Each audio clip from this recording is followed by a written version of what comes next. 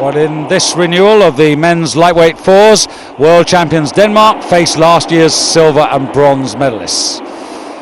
Germany occupy lane 1, the same quartet that finished 5th a year ago. And then next to them in lane 2 will be the Dutch. 3 of the 4 men in this boat that finished 13th, so a big improvement already from Seville.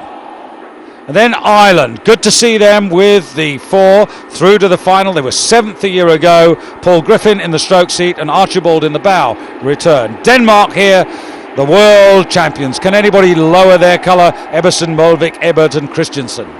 Italy are in lane number 5 with Bruno Mascarenhas, the talented stroke, facing you. They were silver medalists a year ago. And finally Canada, they were bronze medalists. Gavin Hassett and Jonathan Mandic in the stern there. And these 6 crews covered by literally no more than 3 or 4 seconds in qualifying for the final. So although Denmark are the favourites, it's by no means a done deal. Well, Denmark qualified fastest, and their record really is second to none here. They were champions last year. They were 3rd in 2000 at the Olympics when they suffered injury and had to replace one of their men. They were 2nd in 2001, but look at their record before that. They were gold medalists in 94, 96, 97, 98, 99. I mean, the Danes have been great Danes, and here they are again out in front. Yes, they've already nudged their blue and white boat just ahead, 3 from the bottom of your picture, just ahead of the Italians who are giving them chase, and then on their far side there, the Dutch and the Irish. They're at 42. They're still at 42 here. They haven't settled. What they like to do, and this is what they do in training, whenever they go out on the water, they go as hard as they can. They train hard right through the winter. Most people work at lower rates. They like to look for keeping the lactate at bay there, just building up their endurance. These guys like to get out there and pummel the water. And here they are still at 42, going through the first 500 meters at 40 strokes a minute. I mean, that is extraordinary, and what it's doing is paying off. And they've got the endurance, they've got the conditioning to maintain that pressure thereafter. They don't fade. They may have the strength and the conditioning, but they've also got the technique. They row well, but the real difference here is how powerful they are, how strong they are. But look, you don't see their boat checking. The boat is just running and running and running. They're so accurate the way they row. They have found the formula that will take them to get that gold medal that they were robbed of, if you like, 3 years ago in Sydney. Yes, it was the case of Poulsen's knee. It was indeed. Ireland doing well on the far side. Ireland well in the hunt there, and closer to us, Italy in lane 5. So the Danes with just about half a length advantage over the Italians on the near side. And there they are, Christensen, Ebert, Movig and Eberson in the stroke seat. And boy, is he a tough man. He's really great to talk to, but when he gets out on the water, he is tough to beat. Absolutely. But Italy doing well here, sitting there, lane 5, just tucked up there, overlapping about 2/3 of a length down on Denmark.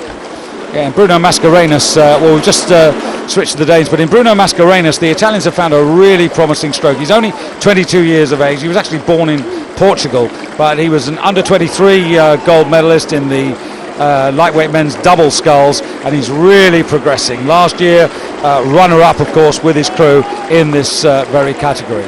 So the Italians with good pedigree here, but they've got 3/4 of a length to find in the second half of the race. Ireland doing particularly well. Ireland doing very well. I mean, they're in the centre of the field there, which means they did qualify well in the semi-final. So to be sitting there in the middle of this field, that's a pretty good effort for Ireland.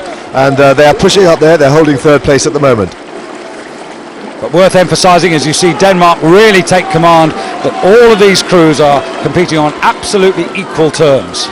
Absolutely, and you take away the differences in power and ability. Here it is really about boat moving. But look at Holland, top of the picture there, the Netherlands, number 2 in lane 2, just beginning to move back into the field here, doing a very good job at the top of the picture, and just creeping up on the crew in lane 5, Italy. They've gone through the Irish. Ireland slipped back now to 4th as the Netherlands start to push up here alongside Italy into 2nd place.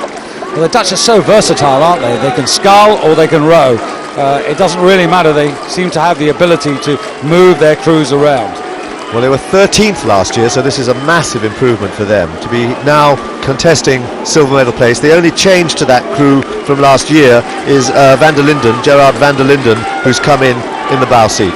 Yeah, he's coming for Jeroen Spans, but it is Denmark still, but they are beginning to close a little bit. The Dutch certainly leading that charge, and I just wonder whether the Danes are going to feel the heat in a moment or two now, whether they can hold off the finishing power of the Dutch and also the Italians, who've got about a length to make, the pair of them. Yeah, absolutely. I mean, the Danes went out fast, but the key thing about them is that they, as I said, they are conditioned really to stay high, stay strong, and they don't fade. They don't fade, they don't lose unless there's something really wrong with their boat. But here, Holland certainly putting them under pressure. Holland have come really well in the last 600 metres, 700 metres. They've moved now clearly into second place, past Italy, and they are putting pressure now on Denmark.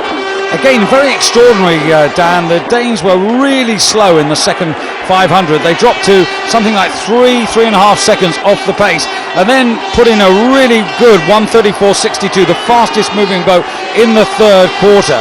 I just wonder if they managed to stay closer, whether they would have a real chance of one day achieving their goal to win this particular boat class. Well, they're moving here, but still Italy have not given up the race. They are certainly making sure that they are in contention there for the silver, and if anything, they have pushed back into second place. Italy, number 5, lane 5, they've pushed back now, and they have just about got 3 feet on the Netherlands. Netherlands coming again now. Netherlands have responded. No one's going to catch the Danes. The Danes are right in front, but the Netherlands are trying to come back. And also on the very far side there, I doubt they're going to quite get there, Dan, but the Germans are putting in their best work right across the other side of the regatta course in lane number 1, and they are finishing fast, but Denmark retain their title. Holland is second. Oh, it's very close there, but Italy just hold off Germany for that bronze medal. The Germans coming really late to scare the Italians, but not quite in time to deny them the medal. But what can you say about these Danes? They just are so supreme.